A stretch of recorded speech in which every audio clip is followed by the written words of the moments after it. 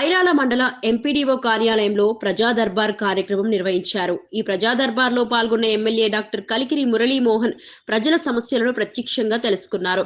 వివిధ గ్రామాల నుంచి వచ్చిన ప్రజల నుంచి అర్జీలు స్వీకరించి వాటిని పరిశీలించారు. ప్రతి సమస్యను ప్రాధాన్యతగా తీసుకొని వీలైనంత త్వరగా పరిష్కరిస్తామని ఆయన హామీ ఇచ్చారు. ప్రజా దర్బార్ ద్వారా ప్రజలకు నేరుగా తమ సమస్యలు చెప్పుకునే అవకాశం లభించిందని ఎమ్మెల్యే తెలిపారు. పరిపాలన ప్రజలకు మరింత చేరువ కావాలనే ఉద్దేశంతో ఇలాంటి కార్యక్రమాలు నిర్వహిస్తున్నామని చెప్పారు. ముఖ్యంగా పేదలు, వెనుకబడిన వర్గాల సమస్యలపై ప్రత్యేక దృష్టి సారిస్తామని అన్నారు. ఈ బీజీఆర్ఎస్లో వచ్చినటువంటి సమస్యలన్నింటినీ కూడా వీలైనంత త్వరగా పరిష్కరించడానికి ప్రయత్నం చేస్తాం.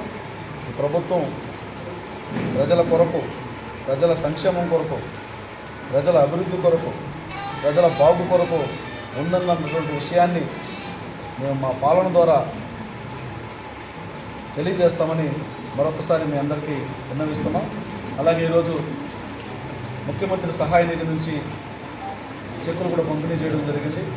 పూతలపట్టు నియోజకవర్గంలో దాదాపుగా ఇప్పటికీ ఒక 150 మందికి పైగా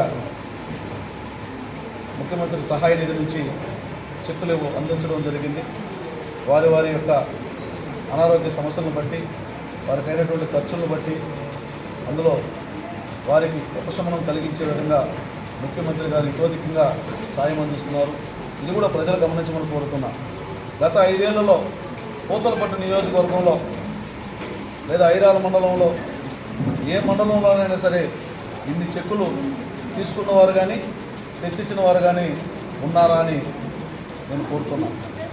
అంటే ప్రభుత్వం పాలనాపరంగా సాయం చేయడమే కాకుండా వ్యక్తులు ఇబ్బందులు పడుతున్నారు, ఆర్థికంగా కుదేలవుతున్నారు, అనారోగ్యం కారణంగా వారి ఆర్థిక వ్యవస్థ దెబ్బతింటోంది, చితికిపోతున్నారని తెలిస్తే వ్యక్తిగతంగా కూడా పట్టించుకునే ముఖ్యమంత్రిని గురించి తెలియజేయడమే నా ఉద్దేశం.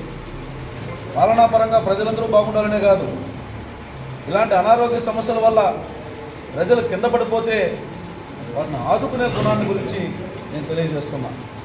వీటన్నిటిని కూడా గమనించమని కోరుతున్నా.